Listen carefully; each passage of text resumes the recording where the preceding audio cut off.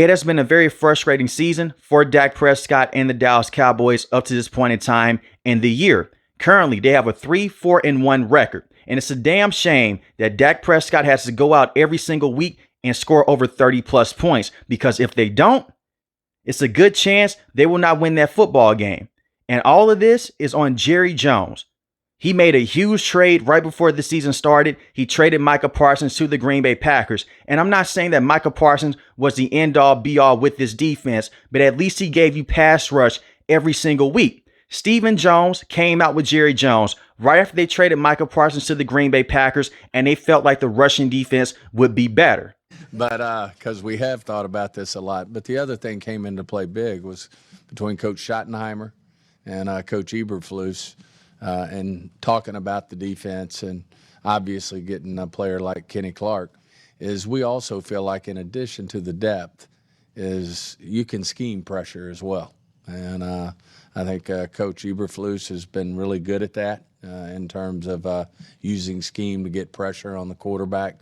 But what's tough to scheme is to stop the run. The other thing that I want to say is we not only gives us 4 first-round picks over the next 2 years. We not only do that, nothing says we can't use some of those picks right now to go get somebody right now. Don't rule that out. The one thing that gets me every time when they talk about the Micah Parsons trade, whether it's Jerry Jones or Steven, they always say our rushing defense hasn't been the best in the postseason. Our rushing defense wasn't the best last year, and we had Micah Parsons on the team. But listen to these numbers here for a second. In week 1 against the Philadelphia Eagles, since they praised Kenny Clark so much, and this is no shade towards him, he was a very good player a couple of years ago with the Green Bay Packers, but he's on his last leg as a player in this league. 302 total yards of offense allowed to the Philadelphia Eagles, 24 points as well. 158 rushing yards, and he only had 1 sack in this game. The pass rush was non-existent in the first half. Then you had the lightning delay. In the second half, the pass rush was better, but at the same time, Matt Eberflus had to blitz a lot and is compromising your secondary, and they played a lot of zone coverage in this game against the Philadelphia Eagles, something that the Dallas Cowboys, they don't usually do. With Trayvon Diggs and the same with DaRon Bland, they run a lot of man coverage, so you're not paying attention to your personnel. And it doesn't help that you don't have an amazing pass rusher right now that can go out there and he can put pressure on Jalen Hurts. But against the New York Giants, this was very concerning. You won this game 40-37, but you had to score 40 points to win this game. Russell Wilson, who is now the backup quarterback with the New York Giants, he looked terrible against the Commanders in week 1, and he was horrible against Kansas City right before they benched him in favor of Jackson Dart. He was 30 of 41 against his defense, 450 passing yards, 3 passing touchdowns, did have an interception. Credit to the Dallas Cowboys defense, but 506 total yards of offense is ridiculous. You did have 3 sacks in this matchup, but the quarterback had 41 dropbacks. That is expected to happen. You should have a higher sack rate when the quarterback takes more dropbacks on the field. That's usually football 101. But even in that game, Matt Eberflus had to send in a lot of different blitzes from the right side to pressure Russell Wilson. Against the Chicago Bears, you lost this game. The Bears went out and they beat you 31-14 in blowout fashion. Caleb Williams was 19 of 28, 300 passing yards, 4 passing touchdowns, 385 total yards of offense for the Bears. You had 0 sacks in this matchup against the Bears. When they went against the Green Bay Packers, whenever you score 40 points in the NFL, that should be an automatic win. But instead, it was a tie for the Dallas Cowboys. Jordan Love in this matchup was 31 of 43, 337 passing yards. Remember that rushing defense that Stephen Jones talked about, and the same with Jerry Jones? 164 rushing yards as a team for the Green Bay Packers. Ridiculous. In week 5 against the New York Jets, this was a very good outing all around. Dak Prescott balls out once again. You have a top passing offense in the league because of Dak Prescott, and the same with your head coach and Brian Schottenheimer. You had 5 sacks in this game, 22 points allowed, but you still allowed 144 rushing yards, 378 total yards of offense. And at this point in time in the season, the New York Jets, They were winless. This is what you are supposed to do.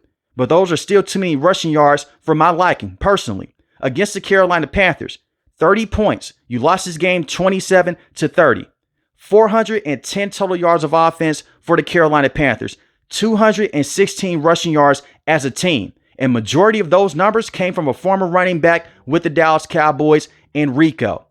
And to his credit, Rico came out the week before and he told the Dallas Cowboys through the Carolina Panthers media. He even went on ESPN and he said that he was going to make sure that every single carry mattered against his former team. He said that he still loved the Dallas Cowboys, but he felt some type of way about how last season ended and how they basically let him walk as a free agent. And you would think that Matt Eberflus will alter his game plan, but he never did. And Rico had over 200 yards from scrimmage in this game. And just a week before, he did a similar act against the Miami Dolphins. Against the Washington Commanders, this was a good win. You won this game 44-22. Even though Jaden Daniels went down with a hamstring injury, they were still dominating in this game. And I know what a lot of Commander fans are going to say. Jaden Daniels went down with a hamstring injury. We didn't have Deebo Samuel. We didn't have Terry McLaurin. You guys know how I feel about this. You can't help the teams that you face. You can't help the situation that your opponent is in. You can only control what you can control. But even in this matchup, you still allowed 341 total yards of offense, 136 rushing yards as a team for the Commanders. But you did have 4 sacks. But against the Denver Broncos, and I know what a lot of people are going to say, Dak Prescott had the 2 interceptions, which is true. But let's not put all the blame on Dak Prescott here. He has saved them in a lot of games this season. This defense is so putrid with Matt Eberflus. Bo Nix had all day inside the pocket, 4 passing touchdowns, 247 passing yards. They had 179 rushing yards as a team. I'm talking about the Broncos here. 426 total yards of offense. This is easily the worst defense in the NFL. When you look at their rankings right now, they're 29th in rushing defense. And this is what Jerry Jones was basically pushing towards the fan base. Our rushing defense will look better with Kenny Clark. Our rushing defense will look better with these new defensive pieces. Instead, it looks worse without Micah Parsons. They're 31st in passing defense. At least their passing defense over the last few years has been better than this. And they're 31st in total defense. And it's a combination of things. Jerry Jones gets majority of the blame. You traded Micah Parsons so close to the season that Matt Eberflus had little to no time to prepare without Micah Parsons before the season started. But at least you had the first round picks in the future, right? And Matt Eberflus, he sticks in this zone coverage majority of the time. Now, they played some more man coverage over the last couple of weeks against the Commanders and the same against the Carolina Panthers, but it is still not working. The players aren't good enough on the back end of this defense. Matt Eberflus is a terrible defensive coordinator, and Jerry Jones made a stupid decision before the season started when he traded Micah Parsons. If you're going to trade Micah Parsons, do it around the draft season. Go out there and use those picks immediately to bring in some players. I look at it from this standpoint. The Dallas Cowboys are not a rebuilding team. You have CeeDee Lamb, who's making a lot of money. He's a top wide receiver in football. You made a trade to bring in George Pickens, who is performing like a number 1 wide receiver. The talent is there. And they better give him a contract extension sooner than later. He's one of the best wide receivers in the game currently. And you have Dak Prescott, who is making $60 million a year. That is not a rebuilding team. That is a team more so towards trying to win a Super Bowl than being in a rebuilding stage right now. And you can say what you want to say about Dak Prescott in the postseason. He's had some bad moments. He's had some good moments as well. But this season, Dak Prescott has played phenomenal. Outside the games against the Bears and against the Denver Broncos, he's been one of their most consistent players on a week-to-week basis. In week 1 against the Philadelphia Eagles, he did not have a bad game. And Brian Schottenheimer had these guys ready to play against the reigning and defending champions in the Philadelphia Eagles. In week 2, the offense, once again, you score 40 points. Now, against the Bears, that was a bad week.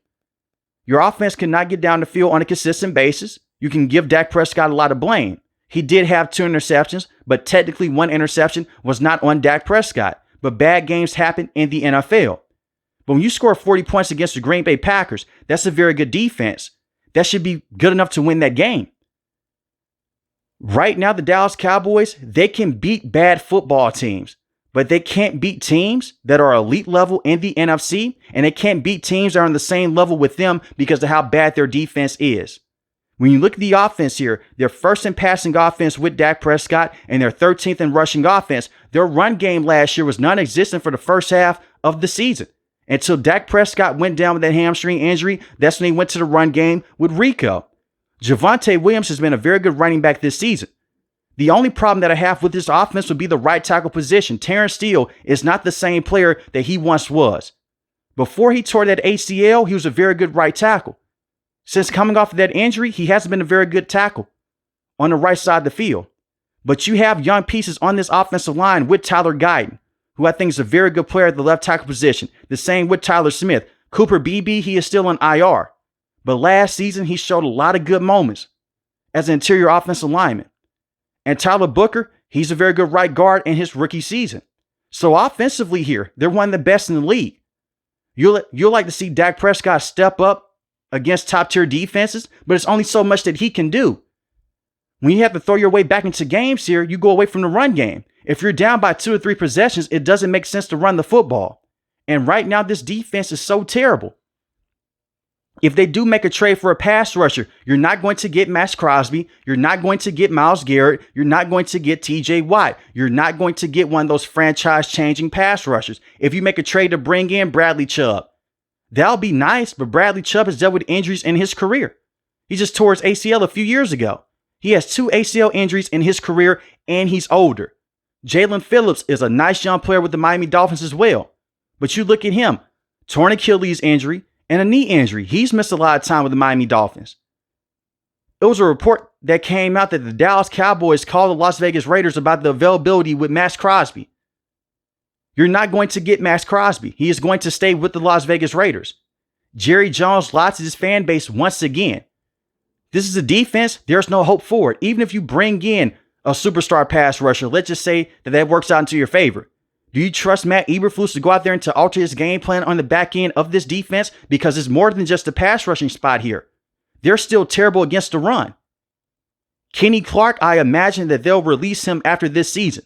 He's just not a very good football player anymore. And if you're going to trade Micah Parsons to the Green Bay Packers for 2 first-round picks, okay. You didn't want to go out there. You didn't want to pay him. I understand that standpoint. But why not go out there and trade for one of those edge rushers that they have in a Lucas Van Ness or Rashawn Gary? You get one of their older players at the defensive tackle position. You didn't even get the best one. You could have brought in Devontae Wyatt. But you trade for a player that's making a lot of money this season, and he is older. He doesn't have the same impact against the run. And you can run so many different play-action bootlegs on this defense that it's not even funny. The New York Giants did this with Russell Wilson. Deep bombs down the field off of play action. The same with Caleb Williams and the Bears. Jordan Love and the Green Bay Packers.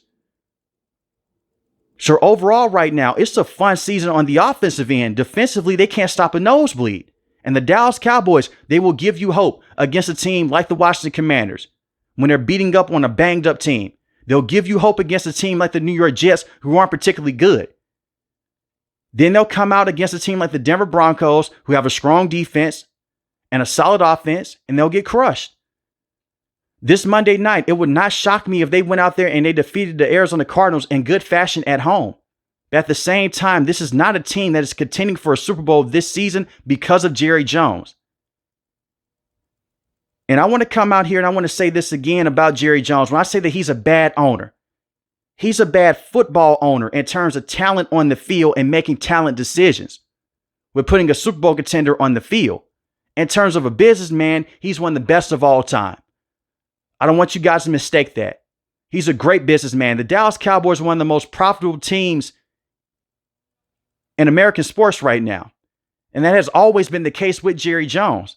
But he cares more about ticket sales. He cares more about the value of the team from an ownership standpoint than winning. And that's the problem that I have with Jerry Jones.